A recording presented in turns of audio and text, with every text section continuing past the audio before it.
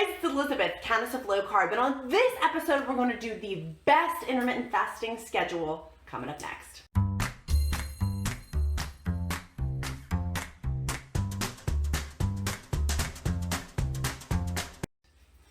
Hey guys, it's Elizabeth, Countess of Low Carb, and on this episode we're going to do the best intermittent fasting schedule, at least in my humble opinion, of 67-pound weight loss through keto or lazy keto, intermittent fasting, and these are the tips that have worked well for me. If you like this video, put in the comments below best intermittent, and I'll know to do more videos just like this one. Also, make sure you give this video a big old thumbs up and click subscribe and click the notification bell if you want to see more things on keto, lazy keto, and intermittent fasting. Now let's dive into the content. So I have accompanying, some people are visual learners, some people are auditory learners, depending on what type of learner you are. I know I'm a visual learner, I would need a printable. So I'm including down below a free emailed printable for you on the best intermittent fasting schedule that's worked well for me. That way, if you're a visual learner, you can also visually see it as well through my experience, what's worked well with my intermittent fasting and what intermittent fasting mistakes I've personally made. But for my intermittent fasting schedule, and again, I'll have a little printable for you, is I typically work on a 3 or 4 day rotation through fasting and then having kind of a rest day with that. Dr. Fung, who's the daddy of intermittent fasting, I'll put his book down below in the description link, but he talks about, he's talked about subsequently after writing that book about kind of changing up our bodies. Like for example, OMAD, 1 meal a day, can be great for 2 or 3 months, but if consistently done, it can cause, it's not the best possible thing that you can be doing per new information being released. So with that theory in mind, and through my own personal experiences, my body starts to adapt with intermittent fasting, and I'm chronically trying to change it up.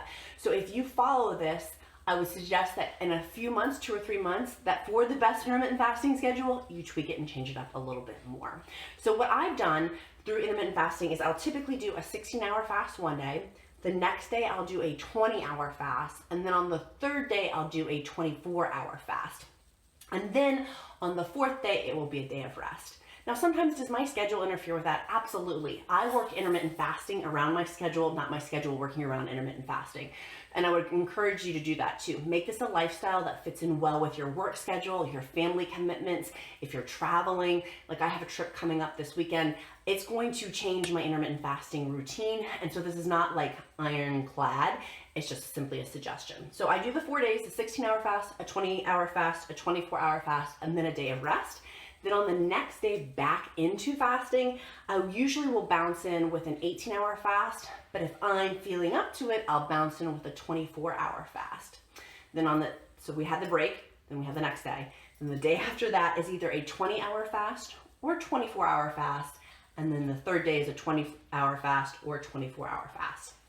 I typically know before I start my fast what my goal is, and then that way I'm accountable to myself. There's bookends, which I need from recovering from an eating disorder, of having eating time boundaries and fasting time boundaries. Having those boundaries provides freedom within the boundaries. There's lots of freedom within that.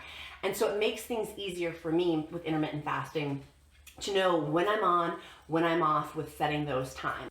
I do love using a stair-step method with fasting, so it's incrementally building a little each day and then taking a day of rest.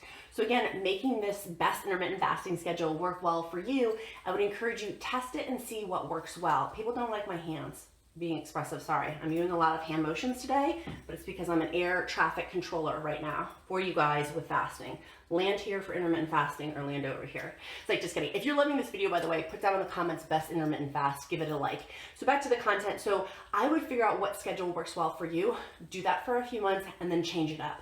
I would encourage you to try to do a longer fast and continue to push yourself also in the best intermittent fasting schedule. I try to push myself once a quarter.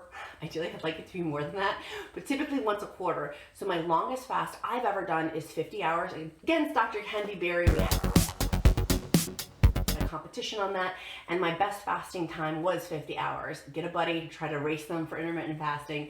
But I try to do that once a quarter because studies have shown for 3 days, so 72-hour fast, can help rebuild and restructure your immune system. Y'all, this is huge for people with autoimmune diseases. If you know somebody with an autoimmune disease, please make sure you tag them in this video or send them this video link, because it can be so beneficial. But you don't just, in my experience, dive into a 72-hour fast or dive into a 50-hour fast. For me, it's taken incremental stair steps. If you're an intermittent beginner, start with a 12-hour fast. It's literally an elite club, even just doing a 12-hour fast, because most Americans don't do that. Most Americans were taught, feed the gasoline for the engine and feed the engine the fuel and eat every 2 hours. Like, that's why we're the fattest nation. Like, that's the way that we're the fattest we've ever been, is through that horrible 1990s deprogramming.